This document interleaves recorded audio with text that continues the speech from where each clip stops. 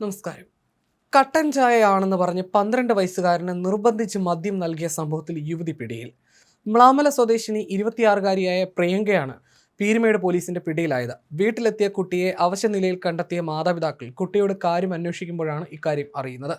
അവശനിലയിൽ വീട്ടിലെത്തിയ കുട്ടിയോട് മാതാപിതാക്കൾ അന്വേഷിച്ചപ്പോൾ പ്രിയങ്കയുടെ വീട്ടിൽ പോയിരുന്നതായി കുട്ടി പറഞ്ഞു.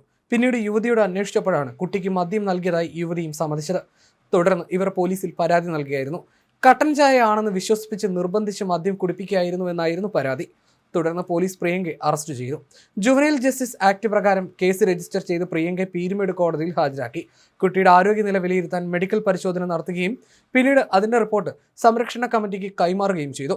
പോലീസ് കൂടുതൽ അന്വേഷണം ആരംഭിച്ചിരിക്കുകയാണെന്നും കുട്ടികളെ ഇതുപോലുള്ള അപകടകരമായ സാഹചര്യങ്ങളിൽ നിന്ന് രക്ഷപ്പെടുത്താൻ കൂടുതൽ ജാഗ്രത പുലർത്തണമെന്നും അധികൃതർ അറിയിച്ചു.